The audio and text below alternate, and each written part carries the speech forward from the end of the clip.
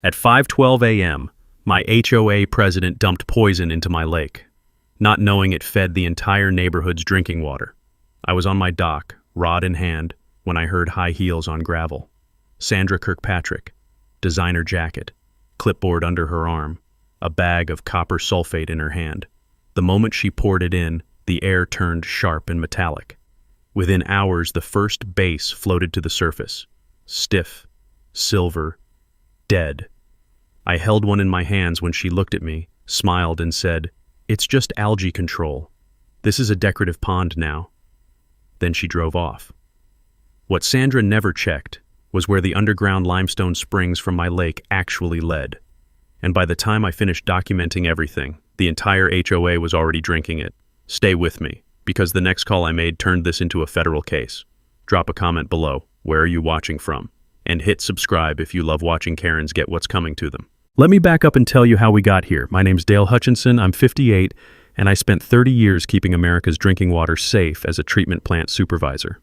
When I retired in 2019, my wife Sarah and I moved to this little slice of heaven called Pine Haven Subdivision, built in 1987 around the most beautiful spring-fed lake you've ever seen. We paid a premium for the lot with water frontage, specifically because I owned the fishing rights. Every morning for 20 years, Sarah and I would cast our lines at sunrise. It wasn't just fishing, it was our church, our therapy, our sacred time together. I've got faded photos of Sarah holding trophy base, both of us grinning like teenagers. When cancer took her 3 years ago, that lake became my only connection to her memory.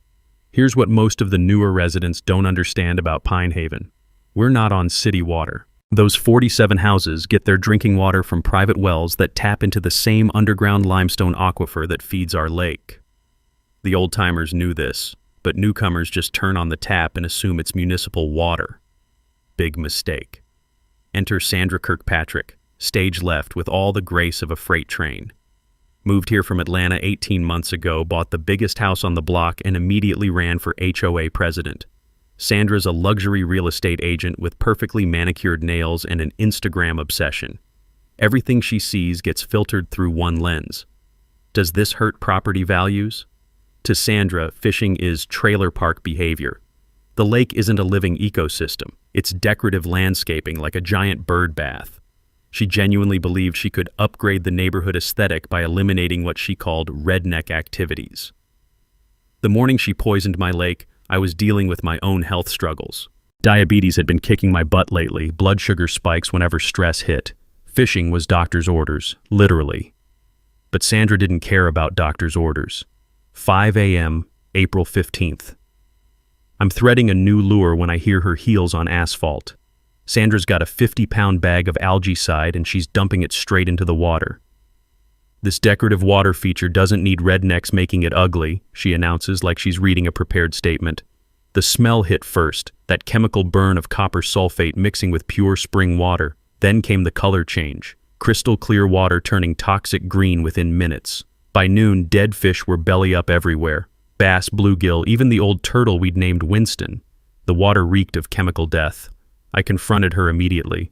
"Sandra, what did you just put in my lake?" "Pond maintenance," she snapped. "Calm down, it's just algae control." But there was no algae. The lake had been pristine. This was pure spite, wrapped in fake environmental concern. When I tried to explain that she'd just committed an environmental crime, Sandra laughed. Actually laughed. "It's a decorative pond, Dale. HOA property. Maybe if you spent less time fishing and more time reading the bylaws, you'd understand community standards." That's when I knew this wasn't ignorance. This was war. Sandra had declared war on my lake, my memories of Sarah, and my legal property rights. She just didn't realize she'd picked a fight with someone who understood water systems better than she understood real estate. The dead fish kept floating up for 3 days. Every single one felt like Sandra had slapped Sarah's memory across the face. But here's what Sandra didn't know. I document everything. 30 years in water treatment teaches you that. Photos, timestamps, water samples, chemical residue tests. I was building a case file while she was posting Instagram stories about neighborhood improvements. What Sandra really didn't know, what would eventually destroy her. was that her decorative pond fed the drinking water for every house in our subdivision, including hers. 2 days after the poisoning, Sandra escalated. Professional-grade, no fishing, decorative water feature-only signs appeared around the entire lake perimeter. Not cheap hardware store signs. These were metal, properly mounted, official-looking. Then came the certified letter. Notice of trespassing violation. The letter was 3 pages of legal-sounding nonsense. Sandra accused me of unauthorized recreational activities on HOA-managed property and threatened criminal trespassing charges if I continued fishing. My blood sugar spiked so hard I had to increase my medication dosage. Stress and diabetes don't mix, and Sandra knew exactly which buttons to push. But here's where Sandra made her first tactical error. Those signs weren't just on HOA common area, they were planted on my private land. She'd marked territory she didn't own, like a dog peeing on someone else's fence post. Time for some good old-fashioned document research. I drove to the county courthouse and pulled every paper related to Pine Haven subdivision. Original plat from 1987, my property deed, survey maps, environmental impact studies, the works. Cost me $43 in copy fees, but worth every penny. The smoking gun was buried in the subdivision's original covenant. Lake rights and water access shall remain with Lot 47 in perpetuity, including all fishing, boating, and recreational privileges. That's lawyer speak for, this lake belongs to Dale forever, no matter what future HOA presidents think. I also discovered something fascinating. The HOA bylaws never mention lake management. Sandra had been operating on pure assumption and intimidation. She convinced herself that being HOA president meant controlling everything within subdivision boundaries. Wrong. Here's a knowledge nugget I learned from 30 years dealing with property disputes. Always request a certified boundary survey before any water rights conflict.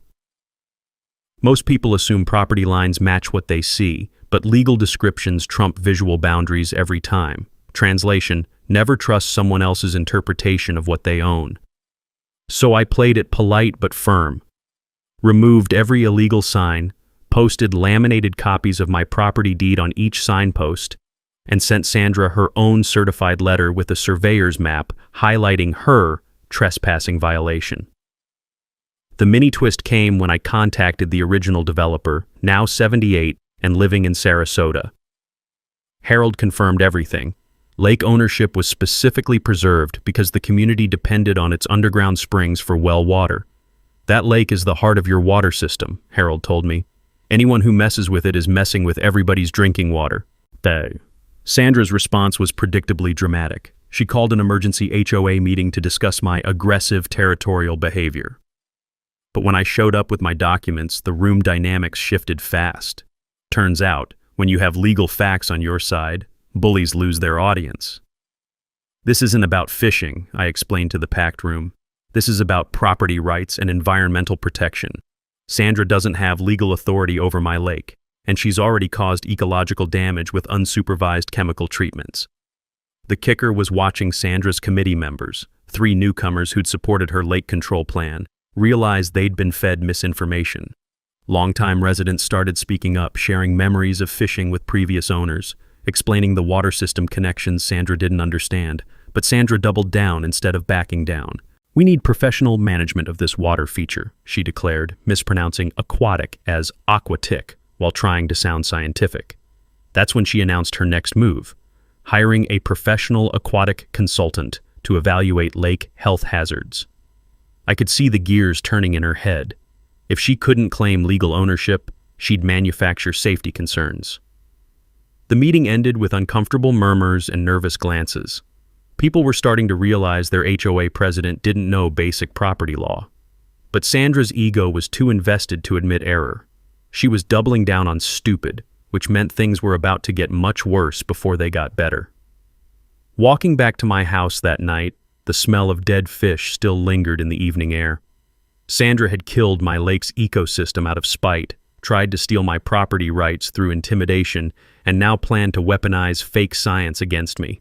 But she'd also made a critical error. She'd picked a fight with someone who spent 3 decades dealing with water contamination, environmental violations, and regulatory compliance. Sandra thought she was playing politics. I knew we were heading into federal crime territory, The question was, how many more mistakes would Sandra make before she realized she was poisoning her own family's drinking water? Sandra's Lake Beautification Committee launched exactly 1 week later, complete with color-coordinated flyers and a Facebook group called Pine Haven Property Values Initiative. She recruited 3 like-minded neighbors who'd moved in within the last 2 years, all suburban transplants who saw the subdivision as an investment rather than a community. The committee's vision statement was a masterpiece of passive-aggressive real estate speak. Transform underutilized water feature into attractive community focal point through professional landscaping and responsible recreational guidelines. Translation: eliminate fishing, install fountain, fence off Dale's access. Their emergency HOA meeting was scheduled for Thursday night with a PowerPoint presentation about safety and aesthetic improvements. Sandra had obviously spent hours on this thing: professional graphics, before and after mock-ups, even cost estimates for decorative fountains and perimeter fencing. The proposed fence would block my dock access completely and cut off the boat launch I'd used for 20 years. Worse, their fountain installation required completely draining the lake, which would destroy what remained of the ecosystem after Sandra's chemical attack. It was environmental vandalism disguised as improvement. But Sandra's real weapon was social manipulation. She'd been spreading rumors about my territorial behavior and unsafe fishing practices to newer residents. I started getting dirty looks at the mailbox. Parents pulled children away when I walked past. Sandra had turned me into the neighborhood villain for defending my own property. The community meeting was packed. 60-plus residents crammed into Sandra's living room. She'd arranged folding chairs theater-style with her PowerPoint set up at the front like a corporate boardroom. The smell of Sandra's vanilla candles couldn't mask the tension in the air. I came prepared with my own presentation. Original subdivision documents, environmental studies from 1987, and photographs showing the lake's pristine condition before Sandra's chemical intervention. Before we discuss beautification, I said, spreading documents across Sandra's coffee table, let's review who actually owns what. The room went dead quiet. Shuffle of papers, nervous throat clearing, the soft click of Sandra's fingernails tapping her clipboard. I showed them the original plat, the environmental impact study, and my grandfather clause preserving lake rights in perpetuity. Here's another knowledge nugget from my water treatment days. Environmental protection laws almost always trump HOA architectural restrictions, especially for pre-existing water features. The Clean Water Act gives individual property owners stronger protections than most people realize. Translation: federal environmental law beats local HOA rules every single time. Sandra's committee members started looking uncomfortable as I explained the legal reality. Mrs. Peterson, who'd been most vocal about fishing problems, quietly asked if she could see the original subdivision paperwork. Mr. Asher, Sandra's biggest supporter, suddenly remembered he had somewhere else to be. The mini twist came when longtime resident Bill Rodriguez spoke up. Bill's lived here since 1989 and remembered the original developer's promises about lake access. Harold specifically told us the fishing rights would never change, Bill said. That was part of what we bought into. Other long-timers started sharing memories. Community fishing tournaments in the 90s, kids learning to cast from my dock, the annual bass contest that raised money for local schools. Sandra's narrative about inappropriate recreational activities crumbled in real time. But Sandra wasn't backing down. She pivoted to her final argument: professional environmental management. We need expert evaluation of potential health hazards, she declared, somehow managing to mispronounce ecosystem as ecosystem. That's when she announced her ace in the hole. Aquatic Solutions professional would conduct a comprehensive lake evaluation within 2 weeks. The company representative would present findings at the next HOA meeting and recommend appropriate chemical treatment protocols. I'd never heard of Aquatic Solutions professional, which immediately raised red flags. Legitimate environmental consultants usually have university affiliations or state certifications. But Sandra was nodding like she'd hired Harvard's marine biology department. The meeting ended with uncomfortable silence and scattered applause for Sandra's presentation. People filed out quietly, avoiding eye contact with both of us. The committee had planted seeds of doubt about lake safety, even though they couldn't challenge my legal ownership. Walking home that night, I noticed something troubling. Several neighbors had stopped watering their lawns. When I asked Mrs. Patterson why her garden looked dry, she mentioned her tap water had been tasting funny lately and her husband was buying bottled water for coffee. That's when the pieces started clicking together. Sandra's chemical treatments hadn't just killed fish. They'd been affecting the water quality that people were actually drinking. The underground spring system connected everything, and Sandra's algaecide was flowing straight into the community's wells. But Sandra didn't know that. She thought she was managing decorative landscaping, completely unaware that her beautification project was poisoning her own neighborhood's drinking water supply. Time to call in some real experts and find out exactly what Sandra had done to our water system. Aquatic solutions professional turned out to be a 26-year-old guy named Kyle who cleaned swimming pools for a living. I discovered this when I followed his pickup truck to 3 different houses where he was vacuuming leaves out of backyard pools.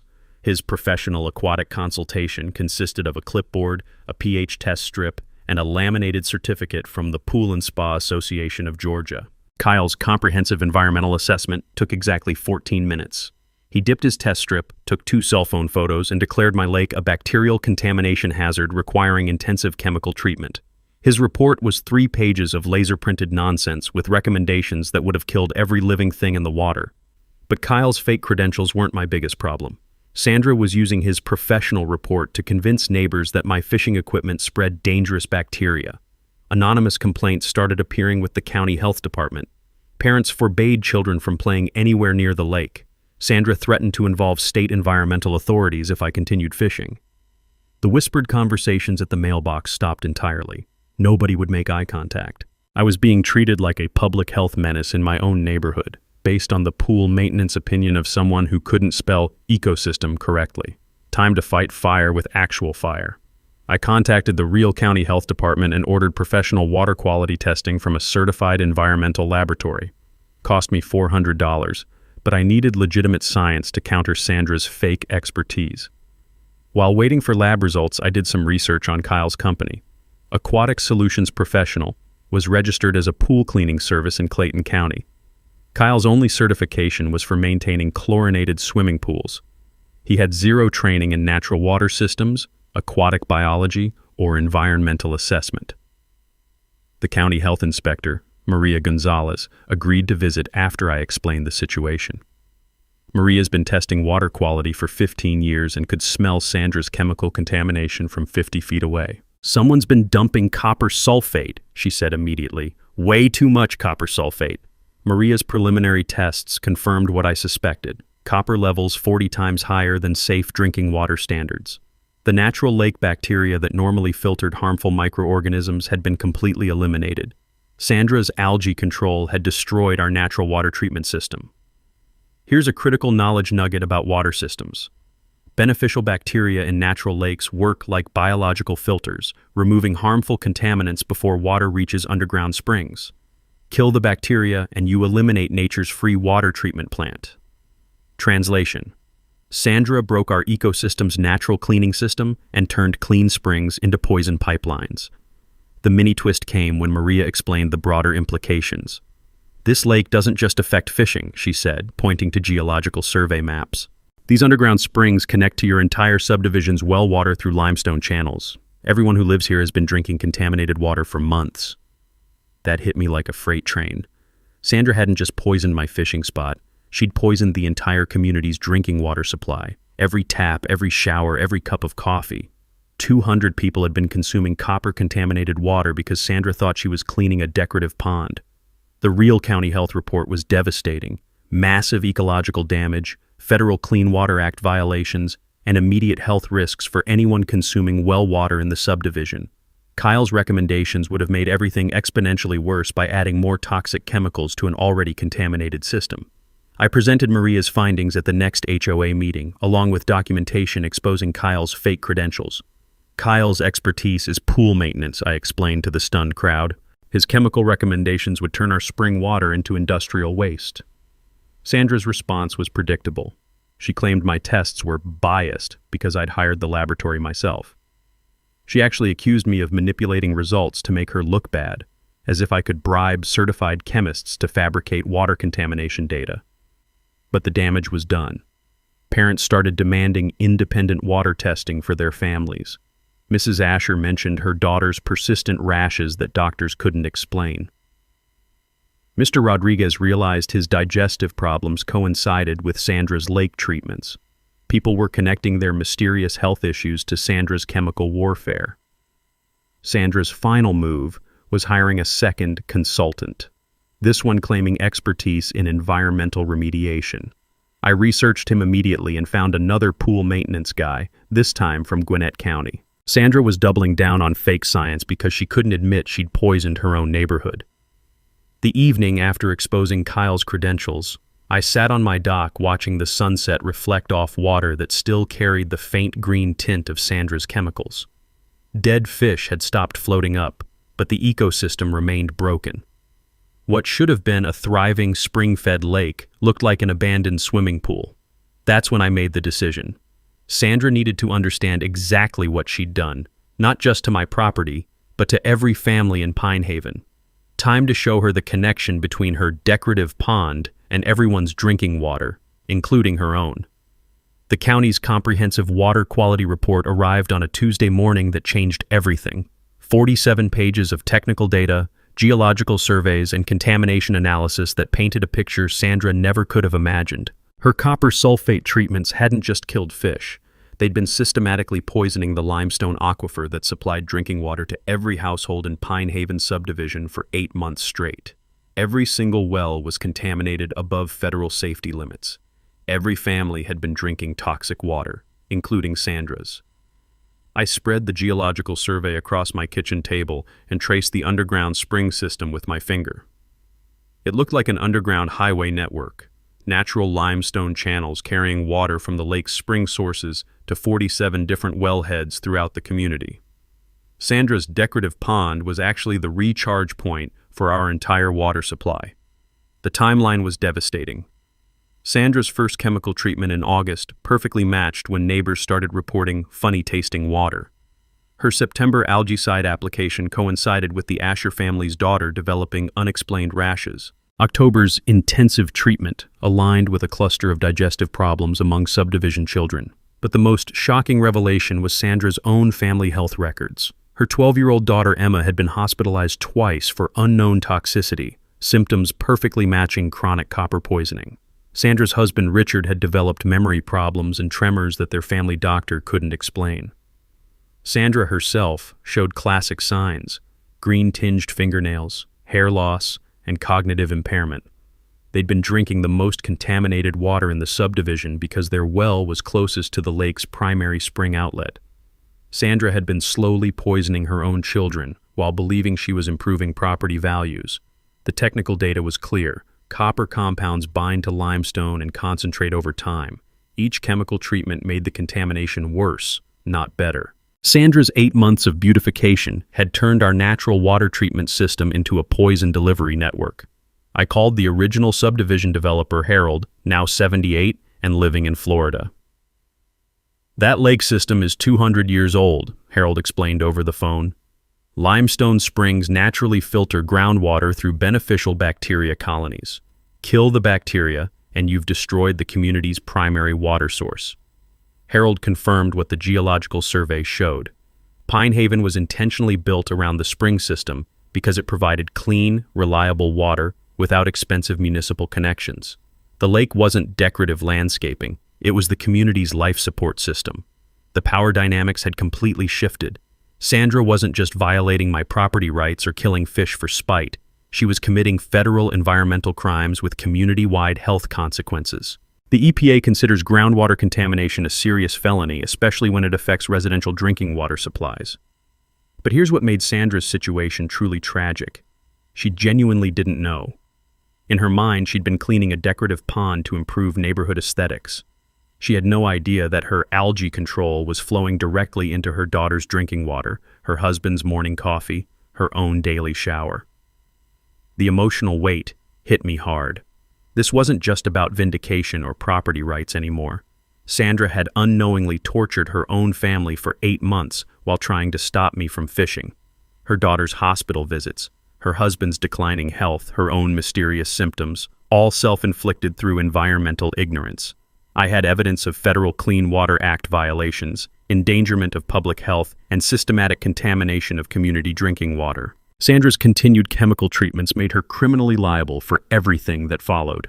She was facing potential federal prison time for environmental crimes she didn't even realize she was committing. The question wasn't whether to go after Sandra legally. The EPA would handle that once they saw this data. The question was whether to save her family by stopping her next planned treatment, or let justice take its natural course. Sandra was scheduled for one final comprehensive lake treatment the week before our community's summer pool party. Time was running out. My water treatment background taught me that stopping environmental crimes requires overwhelming evidence and perfect timing. Sandra needed to understand her devastation in the most public, undeniable way possible, and I had exactly the tools to make that happen. First, the physical preparation. I installed hidden water flow monitoring equipment at 3 underground outlet points where the lake's springs connected to the subdivision's well system. These weren't amateur devices. I used professional-grade sensors that could track contamination in real time and project the data onto large displays. The monitoring system worked like this. Sensors detected copper levels in the water flowing from lake springs into limestone channels. Digital displays showed contamination flowing underground in bright red streams with real-time readings of toxicity levels. Anyone could watch poison traveling from Sandra's decorative pond directly into their kitchen faucets. For visual impact, I built a portable demonstration using clear tubes and colored water to show how underground springs connect multiple wellheads. The geology was actually simple once you saw it mapped out, like a hidden plumbing system where one contamination source affected 47 different outlets. Legal strategy came next. I filed a formal EPA complaint with 8 months of documented violations, unauthorized chemical discharge, contamination of drinking water supplies, and endangerment of public health. The EPA takes groundwater contamination seriously, especially when children are involved. Federal environmental crimes carry mandatory minimum sentences that state courts can't reduce. I contacted environmental attorney Jessica Walsh, who specialized in Clean Water Act enforcement. Jessica reviewed my evidence and water quality reports, then delivered sobering news. Sandra faced potential federal prison time, unlimited financial liability for cleanup costs, and lifetime monitoring requirements for affected families.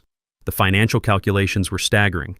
Emergency well replacement for 47 households, $340,000 at $7,200 per house. Medical testing and treatment for copper poisoning, $150,000 estimated. Lake ecosystem restoration, $50,000 for proper biological rehabilitation. Sandra's potential legal exposure exceeded $540,000, plus EPA fines up to $75,000. Here's a knowledge nugget about environmental liability.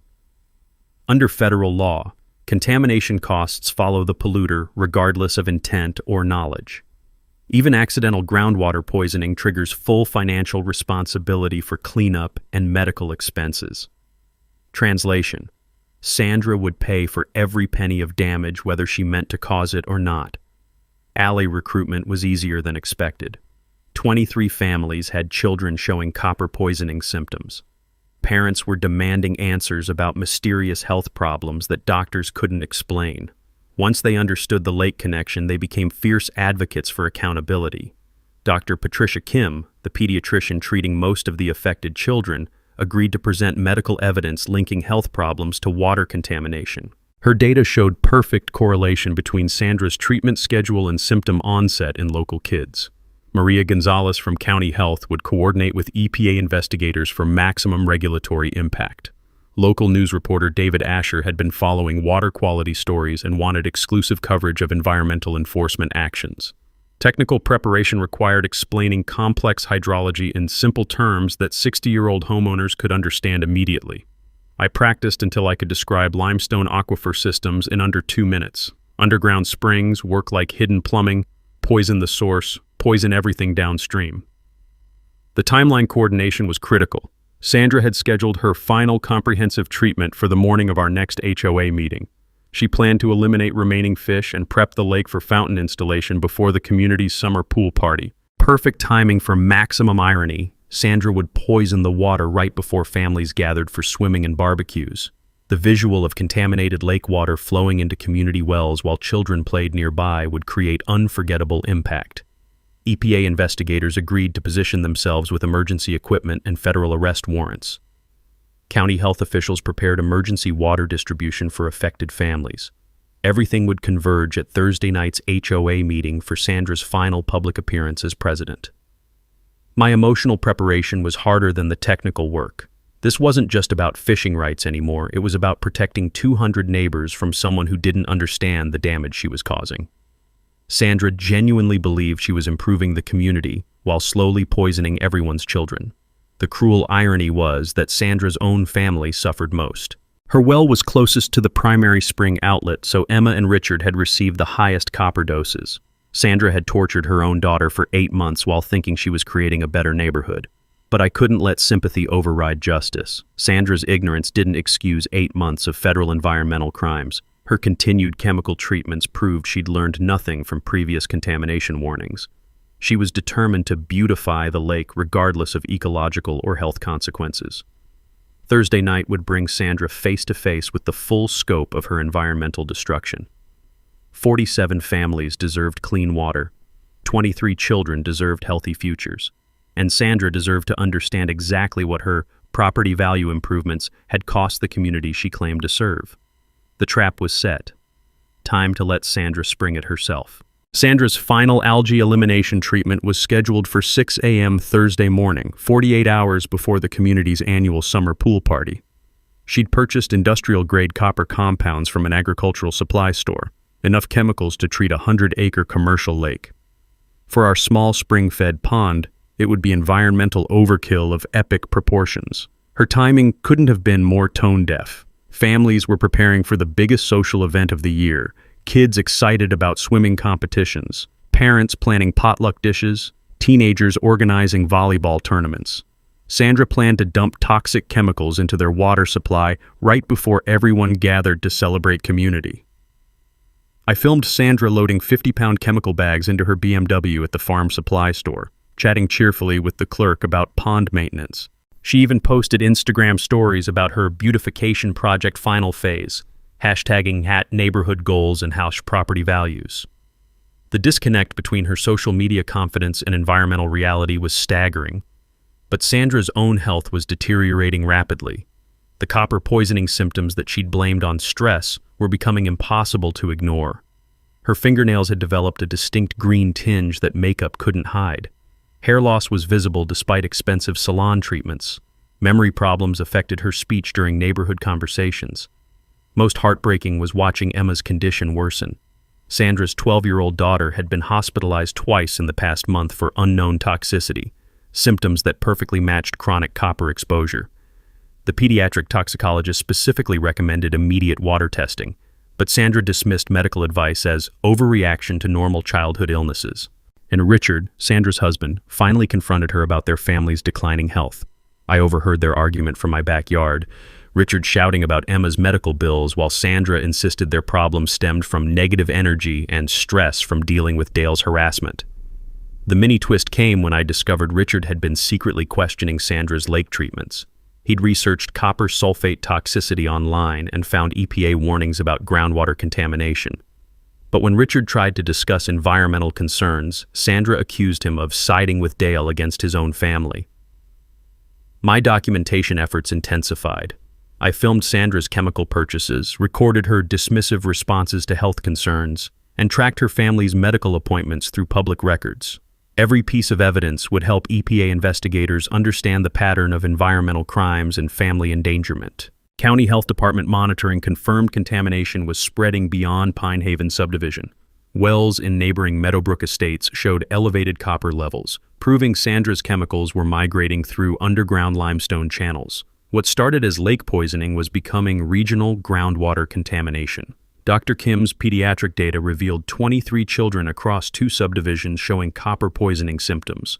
The contamination timeline matched Sandra's treatment schedule with frightening precision. August chemicals coincided with digestive problems. September treatments aligned with skin rashes. October's intensive cleaning triggered neurological symptoms in several kids.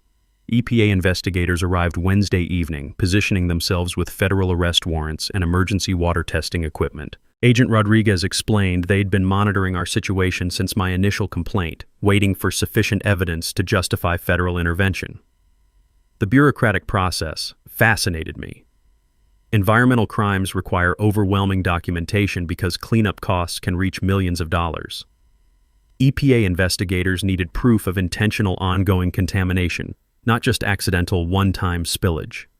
Sandra's 8 months of systematic chemical treatments provided perfect evidence of willful environmental destruction. Thursday morning brought Sandra's final chemical assault. I watched from my kitchen window as she dumped 50 pounds of copper compounds into water that was already toxic. The lake turned bright green within minutes, so visibly contaminated that even Sandra seemed surprised by the color intensity. But Sandra pressed forward with her fountain installation plans. She'd hired contractors to begin drainage and excavation immediately after the chemical treatment settled. Her vision of a decorative water feature had become an environmental disaster that she was determined to complete regardless of obvious toxicity. The cruel irony was watching Sandra prepare for the pool party while poisoning the water source. She baked cupcakes for the community celebration while her chemicals flowed into every family's drinking water. The cognitive dissonance was almost supernatural, celebrating community while destroying community health. Richard's final attempt to stop Sandra failed spectacularly. He confronted her about Emma's latest hospitalization, begging her to consider that their daughter's illness might be water-related. Sandra responded by threatening divorce if he continued undermining her community leadership with Dale's conspiracy theories. That evening, Sandra posted final Instagram updates about successful lake renovation and exciting community improvements.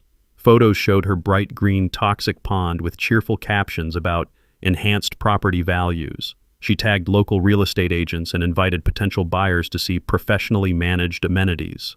Less than 12 hours later, Sandra would learn exactly what her professional management had accomplished for the community she claimed to serve. Sandra's final power play arrived Friday morning via certified mail. A restraining order claiming I was harassing community leadership and endangering public health through reckless fishing activities. The legal papers accused me of everything from trespassing to environmental terrorism, wrapped in 3 pages of official court language that made Sandra sound like a victim of my aggression. The restraining order was Sandra's nuclear option, designed to keep me away from Thursday night's HOA meeting where she planned to announce her comprehensive lake renovation victory. If I couldn't attend the meeting, I couldn't present evidence of her environmental crimes to the community. But Sandra's sworn affidavit contained multiple false statements that would destroy her credibility in court. She claimed legal ownership of the lake, denied any chemical treatments, and accused me of contaminating water through unsanitary fishing practices. Every sentence was either a lie or showed fundamental misunderstanding of property law. The judge granted a temporary restraining order, but scheduled an immediate hearing after reviewing my property documentation. Sandra's legal strategy had backfired spectacularly. Instead of silencing me, she'd given me a court platform to present evidence of her environmental crimes with federal EPA investigators as witnesses. Meanwhile, Sandra's health had deteriorated to the point where neighbors were expressing genuine concern. The copper poisoning symptoms were impossible to hide: severe cognitive impairment, physical weakness, visible tremors during conversations. She still blamed her declining health on stress from Dale's negative energy, completely unaware that she was displaying textbook signs of heavy metal toxicity. Emma's condition reached crisis level Tuesday night. Sandra's daughter was rushed to the emergency room with severe copper toxicity symptoms that doctors couldn't initially explain. The pediatric toxicologist recommended immediate environmental assessment of their home, but Sandra refused testing, claiming Emma's illness was caused by school germs and emotional stress from family harassment. Richard finally threatened to call Child Protective Services if Sandra continued refusing medical advice about environmental testing. Their marriage was disintegrating under the weight of Sandra's delusions about water safety versus their daughter's obvious poisoning symptoms.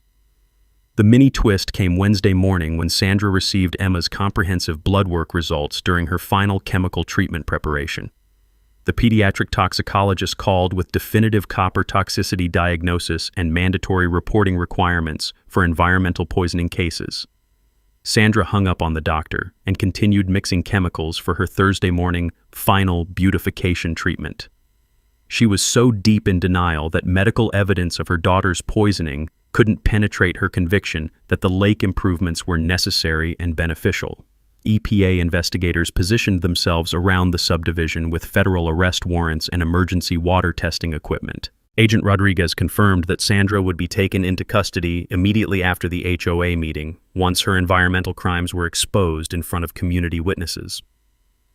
Thursday afternoon brought Sandra's ultimate act of environmental destruction, dumping 50 pounds of industrial copper compounds into water that was already contaminated beyond safe limits. The lake turned fluorescent green, so visibly toxic that children playing nearby started asking parents why the pond water looked like slime. But Sandra posted cheerful Instagram stories about her successful final treatment phase, complete with hashtags about #property maintenance and #community leadership. The disconnect between her social media celebration and obvious environmental disaster was genuinely frightening to witness. Local news reporter David Asher arrived early to film the HOA meeting, having been tipped off about environmental enforcement action in suburban subdivision. His camera crew was positioned to capture Sandra's reaction when she learned about her family's poisoning. The evening's setup was perfect from a dramatic perspective. Sandra confident in her legal restraining order, planning to announce fountain installation success while EPA agents waited outside with handcuffs. The community gathering for their annual pool party celebration, unaware that their HOA president had been poisoning their drinking water for 8 months. Dr. Kim arrived with medical evidence from 23 affected children, ready to present copper toxicity data that perfectly correlated with Sandra's treatment schedule. County Health Inspector Maria Gonzalez brought contamination reports showing federal environmental violations that couldn't be dismissed as phishing harassment.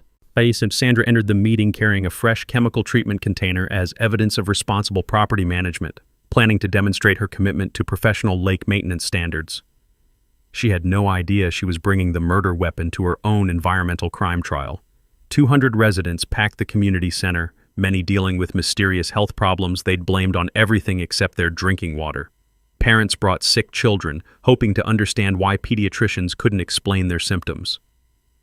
Sandra's final moments of power were about to collide with 8 months of environmental evidence and federal criminal charges.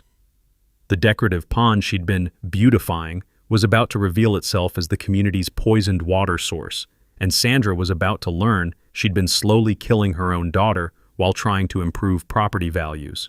Sandra called the HOA meeting to order at exactly 7 p.m., confident in her restraining order protection and ready to celebrate her successful lake renovation project. She'd arranged the community center like a corporate presentation, with her laptop connected to a large screen for showing before and after photos of her beautification achievements. 200 residents packed beyond capacity, parents holding children with mysterious rashes, elderly couples dealing with unexplained digestive problems, teenagers complaining about weird-tasting water that adults had dismissed as teenage drama. Everyone had health concerns they couldn't explain, but nobody had connected their problems to Sandra's lake treatments. I activated my water flow monitoring display as Sandra opened the meeting with cheerful announcements about property value improvements and professional environmental management. The large screen behind her began showing real-time contamination flowing underground, bright red streams of poison traveling from the lake directly into every household's well system. The visual impact was devastating. Color-coded displays revealed copper toxicity 40 times above safe drinking water limits, flowing in real time from Sandra's decorative pond to 47 different homes. Numbers climbed steadily as fresh contamination from her morning chemical treatment reached the underground spring outlets. County Health Inspector Maria Gonzalez stood up first, interrupting Sandra's presentation with emergency water quality data. "Mrs. Kirkpatrick, your lake treatments have contaminated every well in this subdivision. Children have been drinking poison for 8 months because of your unsupervised chemical applications." Sandra's response was predictably defensive. "That's ridiculous. The lake is decorative landscaping. City water comes from municipal sources, not some pond." That's when Dr. Patricia Kim presented her medical evidence. 23 children across the subdivision showing classic copper poisoning symptoms. Hospitalization records, blood test results, and treatment timelines that perfectly matched Sandra's chemical applications. Emma Kirkpatrick had the highest toxicity levels because their well was closest to the primary spring outlet. The crowd erupted as parents realized their children's mysterious illnesses were caused by their HOA president's beautification project. Angry voices demanded explanations for medical bills, missed school days, and months of worried pediatrician visits that doctors couldn't explain. EPA agent Rodriguez stepped forward with federal arrest warrants and evidence of Clean Water Act violations. Sandra Kirkpatrick, you're under arrest for environmental crimes, including contamination of drinking water supplies and endangerment of public health. But the real devastation came when Sandra's phone rang during the arrest process. Emma's pediatrician was calling with definitive blood work results, severe copper toxicity, requiring immediate medical intervention and environmental remediation. Sandra answered the phone while EPA agents waited to handcuff her. Mrs. Kirkpatrick, your daughter has been systematically poisoned by heavy metal contamination in your drinking water. We need to identify the source immediately to prevent permanent neurological damage. Sandra's face went white as the realization hit.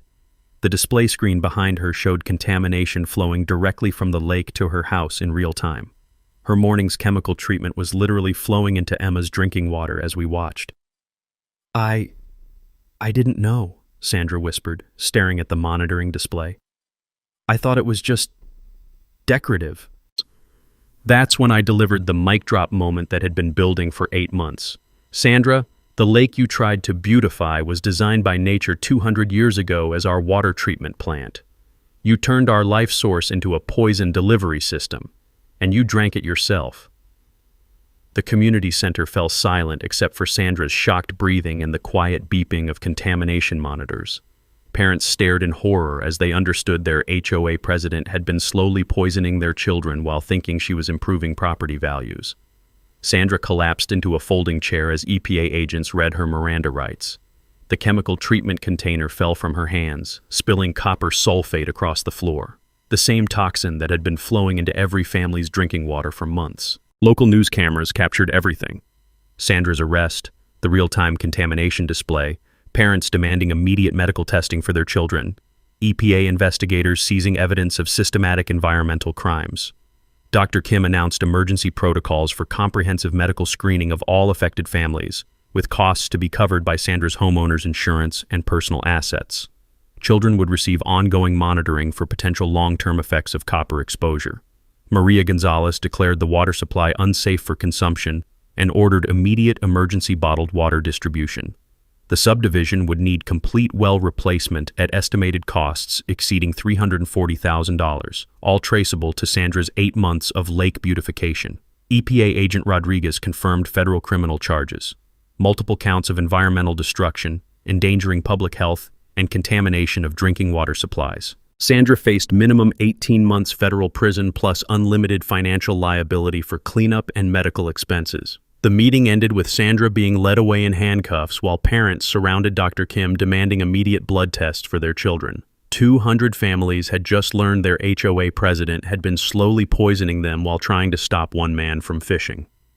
Justice had arrived, but the community's healing would take years. Sandra's environmental crimes resulted in the harshest penalties federal court could impose: 18 months federal prison, $75,000 EPA fines, plus $490,000 restitution for emergency well replacement and comprehensive medical monitoring for every affected family. Her homeowner's insurance covered initial cleanup costs, but personal assets were liquidated to fund ongoing health screening for the 23 children she'd unknowingly poisoned. The criminal prosecution moved swiftly once EPA investigators presented their evidence. Sandra's 8 months of systematic environmental destruction, documented through her own social media posts and chemical purchase receipts, provided overwhelming proof of federal Clean Water Act violations. Her sworn affidavit claiming lake ownership only strengthened the prosecution's case by proving willful disregard for property law and environmental regulation.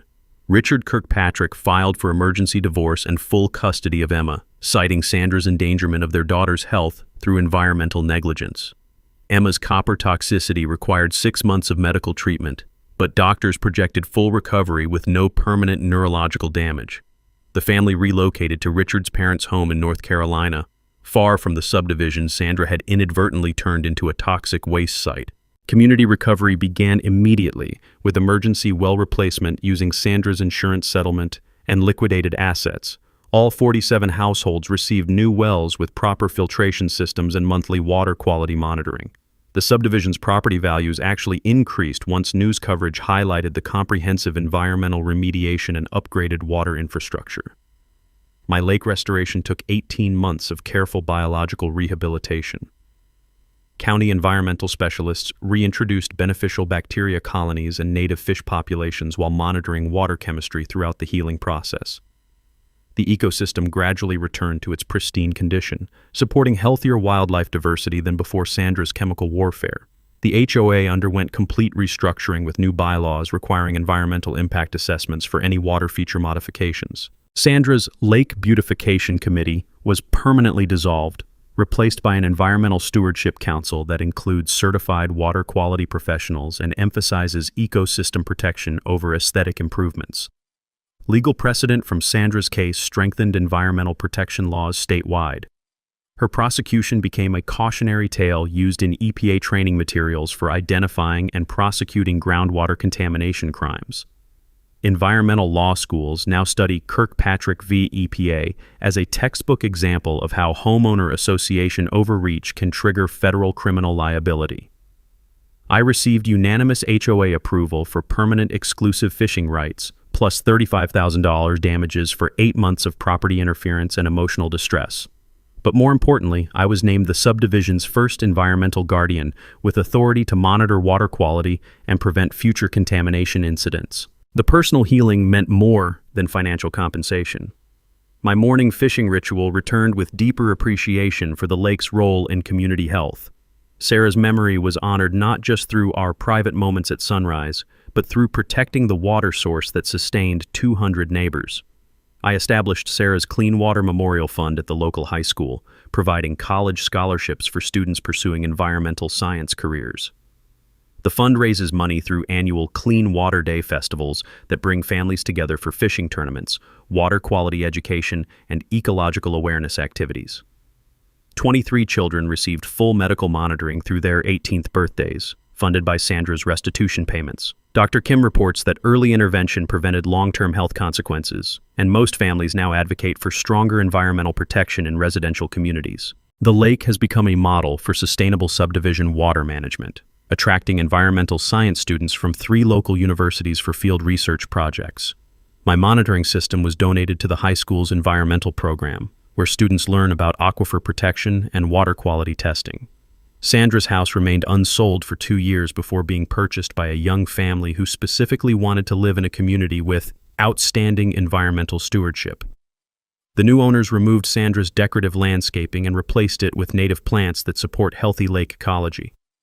Community bonds strengthened through shared recovery from Sandra's environmental assault. Neighbors who barely spoke before now organized regular water quality testing parties and environmental education events. Children who suffered copper poisoning have become passionate advocates for protecting natural water resources. This morning I cast my line at sunrise, watching crystal clear water reflect clouds that Sarah would have loved. Fish jump healthy in the early light, children play safely on the restored shoreline, and families drink clean water from wells that will never again be threatened by ignorant beautification.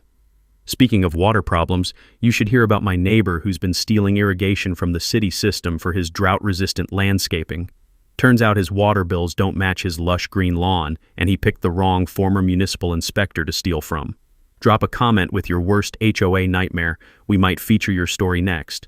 And hit that subscribe button if you love watching environmental criminals face consequences for poisoning their own communities. Thanks for hanging out with us on HOA Stories, where the HOA Karens meet their match. If this story had you cheering or cringing, go ahead and like the video, drop a comment with your reaction, and hit subscribe so you're ready for the next wild HOA tale.